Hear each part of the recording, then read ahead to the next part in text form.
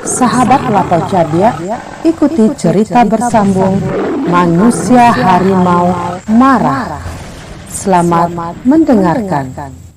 Tiba-tiba saja datang keinginan Kamaluddin yang mengalami keajaiban itu untuk berkenalan dan bersahabat dengan laki-laki yang baru ditimpa musibah itu. Setiba-tiba itu pula ia ingin belajar bagaimana hidup dalam dunia mistik yang penuh rahasia dan misteri. Penumpang-penumpang mobil melihat darah di dekat Monas pagi itu. Mereka menduga tentu ada orang yang ditabrak mobil dan sebagai biasa, barangkali yang menabrak terus melarikan diri, meninggalkan korban menerima nasib, berlama-lama menanggung sakit atau mati di tempat itu. Lain pula halnya dengan Kopral Mahadi yang turut dalam mobil patroli di sekitar Monas pada dini hari itu. Sebagaimana yang lainnya, otaknya dipenuhi oleh keanehan yang disaksikan dan didengar sendiri. Tetapi berbeda dengan yang lain, ia merasa didorong oleh keinginan untuk menceritakan juga penglihatannya kepada istrinya, apalagi kepada kawan-kawannya. Mereka akan kagum dan ia akan dianggap sebagai orang hebat kalaupun tidak dapat dikatakan pahlawan. Semula Mahadi dapat menahan diri karena ingat pesan sang harimau manusia. Tetapi istrinya bertanya mengapa ia kelihatan gugup. Kentara sekali bahwa pagi itu ia berlainan daripada biasa. Ketika ia sudah mandi, ada kawannya bertanya kenapa dia yang berdinas malam mandi sepagi itu. Biasanya ia langsung tidur untuk bangun nanti pukul 11 atau 12 siang. Aku tak boleh menceritakannya dan kalian pun tidak akan percaya, kata Mahadi. Tetapi akhirnya ia bercerita juga tentang segala apa yang dialaminya. Kawan-kawan dan istrinya mendengarkan dengan asik. Kebetulan semua percaya pada apa yang diceritakan Mahadi. Bahkan mereka bertanya, ia menamakan dirinya manusia harimau, kata Mahadi atas sebuah pertanyaan rekannya. Disitulah tiba-tiba semua orang yang berkumpul itu jadi pucat karena terkejut mendengar suara mengaum disertai kata-kata. Kau melanggar pesan Mahadi, kau akan mendapat hukuman untuk itu. Semua orang saling pandang. Siapakah yang bersuara setelah mengaum kalau bukan si manusia harimau? Dan tiba-tiba Mahadi menggeletar lalu menggelugur bagai orang diserang penyakit ayan. Mulutnya berbuih-buih dan napasnya turun naik dengan kencang sekali, seperti orang baru berlari jarak jauh. Dokter segera dipanggil. Ia periksa sakit, tetapi ketika ia akan menerangkan penyakit itu dan membuat resep, terdengar lagi suara Jalubuk. Tak usahlah bersusah payah dokter yang pandai dan baik hati. Ini bukan penyakit untukmu. Kau pintar, aku tahu. Namamu Dr. Nizar bukan? Dan kau seorang ahli penyakit dalam. Tetapi kau tidak akan sanggup mengobati penyakit semahadi yang nakal ini. Kau akan buang tempo percuma. Ini penyakit untuk diobati dukun yang pandai. Itu suatu keadilan dalam bidang pengobatan. Ada penyakit untuk dokter, ada khusus untuk dukun. Sama-sama dapat hasil, sama-sama bisa makan. Walaupun tidak sempurna, tetapi keadilan sosial terlaksana sekedarnya dalam bidang pengobatan penyakit. Dokter itu tidak meneruskan pembuatan resep. Walaupun ia seorang sarjana, ia turut belajar ilmu gaib dan kebatinan. Dan dia tahu bahwa suara ini datangnya dari seseorang yang punya ilmu gaib, sukar diterangkan berdasar hukum akal. Anda juga orang baik dokter, aku akan ingat kebaikan itu, kata suara Jalubuk kembali. Istri dan kawan-kawan Mahadi jadi panik. Siapa dukunnya yang akan dapat mengobati Mahadi? Dukun mana saja? Maka dukun pun dipanggil. Tetapi tak ada di antara kawan-kawan Mahadi yang berani menceritakan apa yang mereka dengar melalui suara dari alam gaib tadi.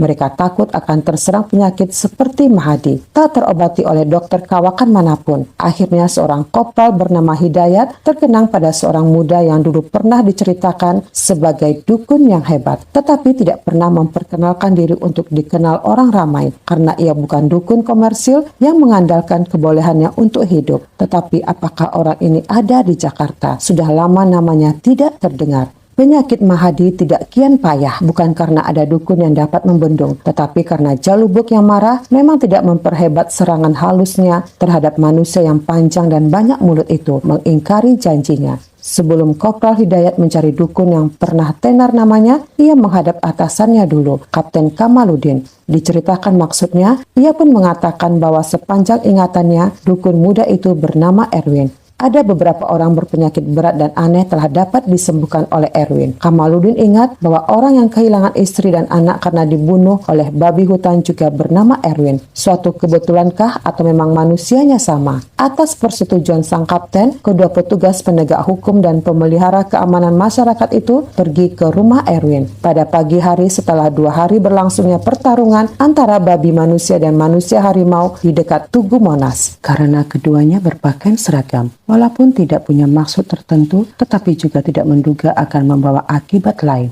Erwin kaget, ada apa pula polisi mendatangi dia. Belum lama yang lalu ketika di ujung pandang, ia sudah juga berurusan dengan polisi. Apakah kedatangan kedua petugas negara ini ada kaitannya dengan segala peristiwa yang menyebabkan kematian di Sulawesi sana? Erwin jadi curiga dan ia bersiap-siap menghadapi kemungkinan apa saja. Saudara Erwin, tanya Kapten Kamaludin. Iya. Mengapa? Pada wajah dan suaranya kentara ia curiga. Kami ingin bertemu. Oh, silahkan, jawab Erwin. Memang tidak ada jawaban lain yang lebih tepat. Boleh kami masuk? Tanya Kapten Kamaludin. Tentu saja Pak, tapi rumah saya ini jelek.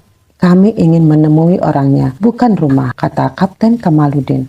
Orangnya hanya rakyat kecil. Sama kecilnya dengan kami, kata Kamaludin. Erwin jadi menaruh simpati. Perwira Polri yang seorang ini lain. Andi Baso dan Daeng Lolo di ujung pandang juga baik hati. Tetapi lain pula dengan yang seorang ini. Ia memperkenalkan diri sebagai Kamaludin. Tidak menyebut pangkatnya. Dia juga memperkenalkan bawahannya. Katanya, ini rekan saya Hidayat. Erwin jadi lebih simpati lagi. Orang yang berpangkat lumayan ini rendah hati. Tentunya juga baik budi dan disukai oleh orang-orang lingkungannya. Kami mau menyampaikan turut berduka cita atas musibah yang menimpa saudara, kata Kamaludin. Air muka Erwin berubah karena peristiwa menyedihkan itu terbayang kembali. Tetapi ia masih cukup ingat untuk mengucapkan terima kasih atas perhatian kedua petugas keamanan itu. Kami datang ingin memohon pertolongan, kata Kopral Hidayat. Dengan segala senang hati kalau ada yang dapat saya tolong, jawab Erwin. Ada rekan kami sakit payah, kata Hidayat menyambung. Dokter tak dapat menolong. Itulah yang akhirnya membawa kami kemari. Erwin lantas mengerti apa keinginan kedua tamunya itu. Maukah Bapak menolong? Tanya Hidayat, karena Erwin tidak memberi jawaban. Saya bukan orang berilmu tinggi dan sudilah menyebutnya saya dengan saudara saja. Saya tidak merasa pantas untuk diperbapak, kata Erwin yang menyebabkan bertambahnya rasa hormat Kapten Kamaludin kepadanya. Tolonglah rekan kami itu, kata Kamaludin menguatkan. Apa sakitnya? Saya benar-benar ragu apakah saya dapat membantu. Saya tak banyak tahu ilmu perdukunan. Sudahkah mencoba pertolongan dukun? Sudah beberapa dukun mencoba, tetapi tiada yang berhasil, ujar Hidayat. Dan saya ada permohonan lain, kata Kapten Kamaludin. Khawatir tidak ada selalu peluang untuk bicara dengan Erwin. Ia lalu menceritakan bahwa selain mengharapkan bantuan untuk Mahadi yang sedang sekarat, ia juga ingin menuntut ilmu kebatinan dari Erwin. Pak Kapten salah alamat, jawab Erwin. Saya bukan guru ilmu kebatinan. Yang Bapak maksud mungkin Pak Darwin yang tinggal di ujung jalan ini. Beliau memang terkenal. Darwin memang orang tua yang punya kepandaian mengobati dan beberapa banyak ilmu kuno. Sudah banyak juga orang ditolongnya. Ia berbeda jauh dengan Ki Ampuh, selalu merendahkan diri dan tidak mengutamakan materi dalam pertolongan yang diberikannya. Tidak, saya tidak keliru. Yang saya cari adalah saudara Erwin sendiri, kata Kapten Kamaludin menegaskan. Saudara terlalu merendahkan diri. Apakah dilarang mengajarkan yang baik kepada orang lain? Erwin tidak bisa menjawab lain daripada mengatakan bahwa tidak ada larangan menyebarluaskan ajaran yang baik, tetapi ilmu kebatinan ia tidak punya. Kalaupun ia mengetahui hanya kulit-kulitnya saja. Baiklah, saya sudah akan merasa sangat bahagia kalau saudara Erwin mau memberi pelajaran, kata Kapten Kamaludin. Janganlah dinamakan pelajaran, sebab pelajaran hanya diterima dari guru. Saya bukan guru dan tidak akan pernah jadi guru. Terima kasih. Itu sudah lebih dari cukup buat saya, kata Kapten Kamaludin kemudian. Semakin yakin bahwa anak muda ini tentulah salah seorang dari terlalu amat sedikit manusia yang benar-benar berilmu. Semakin rendah tutur bahasa seseorang, biasanya semakin tinggi ilmunya. Hanya orang yang picik mengetahui yang suka menyombongkan diri dan kadang-kadang malah menepuk dada. Erwin mendapatkan Mahadi sudah dalam keadaan amat payah. Ia sudah tidak mengenal orang, katanya pandangannya kabur. Ini hanya suatu pelajaran baginya, kata suatu suara yang cukup jelas tetapi hanya didengar oleh Erwin sendiri. Kata-kata itu hanya diperuntukkan baginya, dan yang berkata itu tak lain daripada ayahnya Jalubuk. Ia menceritakan apa yang tak perlu diceritakannya, sebab aku tak mau peristiwa itu menjadi pembicaraan ramai. Kapten dan beberapa anak buahnya itu pun sebetulnya mengetahui, tetapi mereka tidak berani menceritakannya kepadamu. Erwin berpikir, apakah yang tak boleh diceritakan kepada orang lain itu?